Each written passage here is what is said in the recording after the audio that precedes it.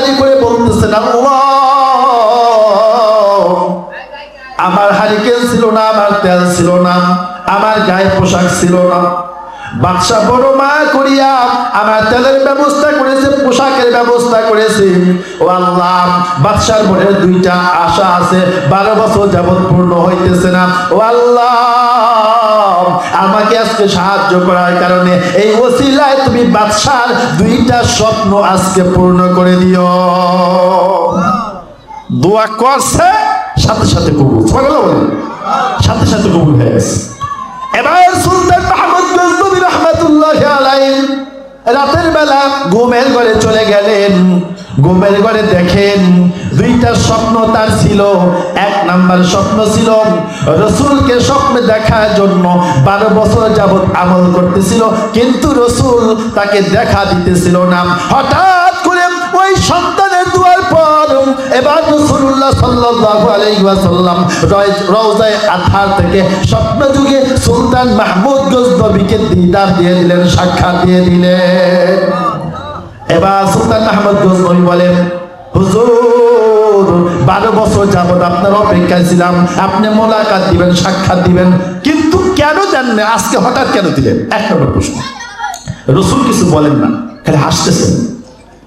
এবার বলে, হুজুর, যদি আপনি এটা না বলেন। 2 নম্বর কারণ, আমার একটা মনের আশা ছিল, এটা কি আদৌ পূর্ণ হবে কিনা? নবী, আপনি যদি একটু বলে দিতেন।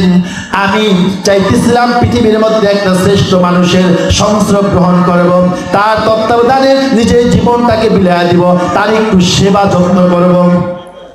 আল্লাহ রাসূল ডাক দিয়ে বললেন, আরে সুলতান মাহমুদ গজনবী, গতকালকে যেই সন্তান কোরআনের হাফেজ, কোরআনের হামেল, মাদ্রাসায় ছাত্রকে তুমি সহযোগিতা করছো, আল্লাহ এত খুশি হয়েছেন, আল্লাহ আমাকে নির্দেশ দিয়েছেন তুমি সুলতান মাহমুদ গজনবীকে ঘুমের ঘরে, স্বপ্নের ঘরে মোলাকাত দেওয়ার জন্য।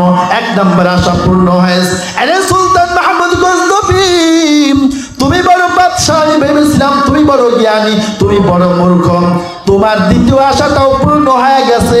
পৃথিবীর মধ্যে সর্বশ্রেষ্ঠ মানুষের তুমি সংস্রব পেয়েছো, তার সেবা যত্ন তুমি করেছো।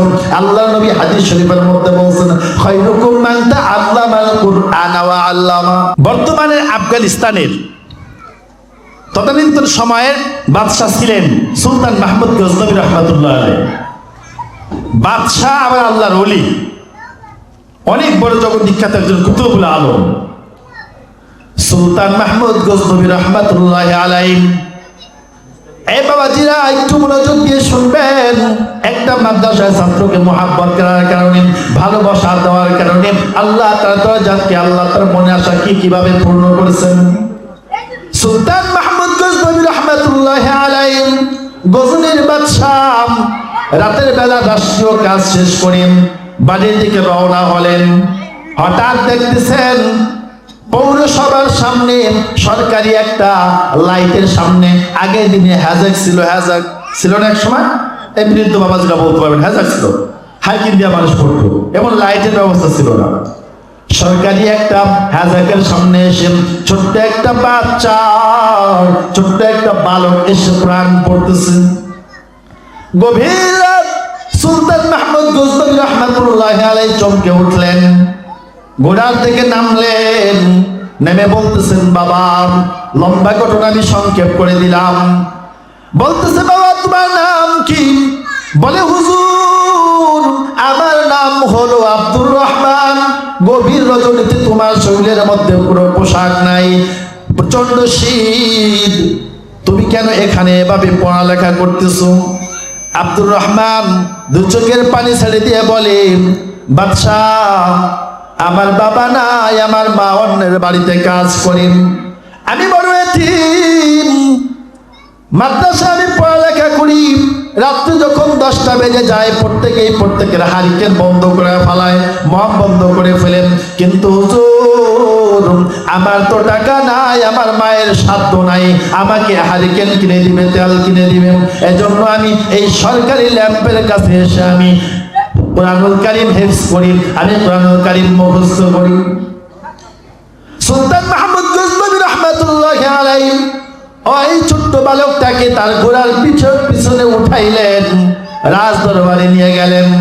নিয়ে যা বলতেছেন, এই রাষ্ট্রীয় কোষাগার থেকে যে আছো অর্থমন্ত্রী, তুমি এই বালককে জিজ্ঞেস করো একদিনে তার হারকিনের তেল কতটুকু লাগে, হারকিন কিনতে কত টাকা লাগে, তার পোশাক কিনতে কত টাকা লাগবে, তার নিত্য প্রয়োজনীয় নাস্তা করার জন্য কত টাকা লাগবে, এক মাসে কত হয়েছে, এই এক মাসে যত হয়েছে এটার 12 দিয়া গুণ দাও। 12 দিয়া গুণ দিল, বলে এত টাকা হয়েছে, একটা থলির মধ্যে ভরে।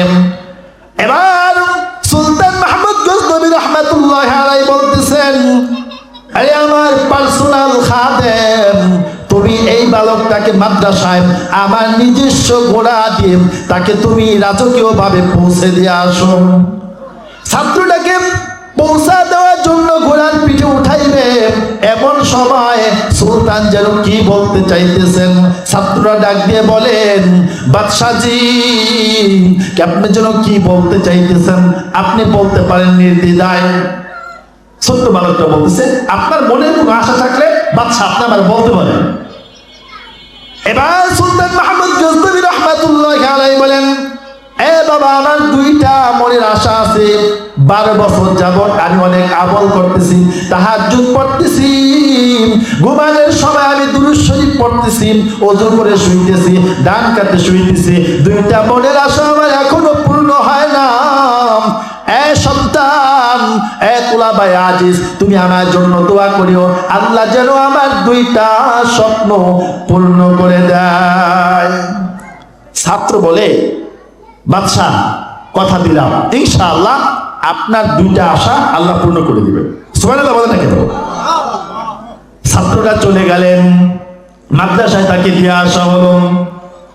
মাদ্রাসায় ওই ছাত্রটা যাওয়ার পর গভীর রজনীতে তাহাজ্জুদের মধ্যে দাঁড়ায় গেলেন। আল্লাহর কাছে তাহাজ্জুদ শেষ করে রুনাজারি করে বলতেছেন, আল্লাহ, আমার হারিকেন ছিল না, আমার তেল ছিল না, আমার গায়ে পোশাক ছিল না, বাদশাহ বড় মায়া করিয়া আমার তেলের ব্যবস্থা করেছে, পোশাকের ব্যবস্থা করেছে। ও আল্লাহ, বাদশার মনের দুইটা আশা আছে, 12 বছর যাবৎ পূর্ণ হইতেছে না। ও আল্লাহ, আমাকে আজকে সাহায্য করার কারণে এই ওসিলায় তুমি বাদশার দুইটা স্বপ্ন আজকে পূর্ণ করে দিও। দোয়া করছে, সাথে সাথে কবুল। সাথে সাথে কবুল হয়ে গেছে। এবার সুলতান মাহমুদ গজনবী রাহমাতুল্লাহি আলাইহি রাতের বেলা ঘুমের ঘরে চলে গেলেন। ঘুমের ঘরে দেখেন দুইটা স্বপ্ন তার ছিল। এক নাম্বার স্বপ্ন ছিল রসুলকে স্বপ্নে দেখার জন্য 12 বছর যাবৎ আমল করতেছিল, কিন্তু রসুল তাকে দেখা দিতেছিল না। হঠাৎ করে ওই সন্তানের দুয়ার পর এবার রাসূলুল্লাহ সাল্লাল্লাহু আলাইহি ওয়াসাল্লাম রওজায়ে আতহার থেকে স্বপ্ন যুগে সুলতান মাহমুদ গজনবীকে দিদার দিয়ে দিলেন, সাক্ষাৎ দিয়ে দিলেন।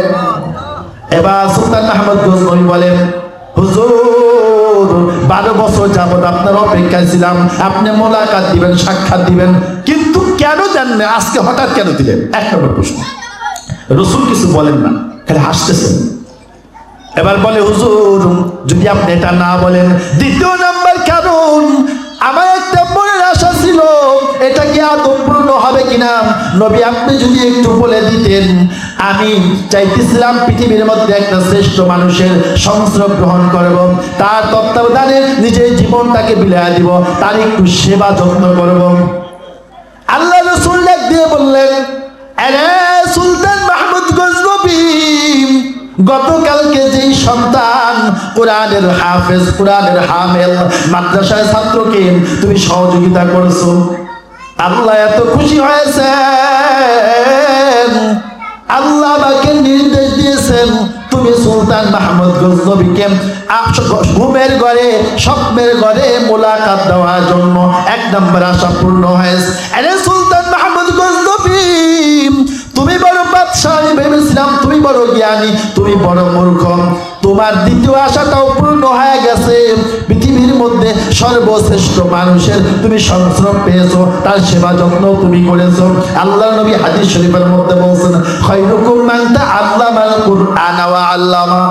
এই পৃথিবীর মধ্যে যত মানুষ আছে, সর্বশ্রেষ্ঠ মানুষ হলো যে কোরআন পড়ে এবং পড়ায়। এরা হলো পৃথিবীর মধ্যে সর্বশ্রেষ্ঠ।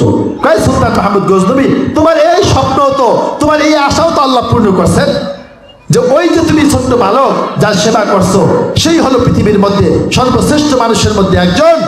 আর তোমার এই কাজের উপর সন্তুষ্ট হয়ে ওই ছাত্রকে সেবা করার কারণে আজকে আমি স্বয়ং রাসূলুল্লাহ 12 বছরের তোমার যে স্বপ্ন, সেটাকে আমি দিদারের মাধ্যমে পূর্ণ করে দিলাম। মুহতারাম হাজরিন, আমি এটাই বুঝাতে চাচ্ছি, উলামায়ে কেরামের সম্মান, মাদ্রাসার সম্মান, ছাত্রদেরকে সম্মান করলে ঠকবেন না।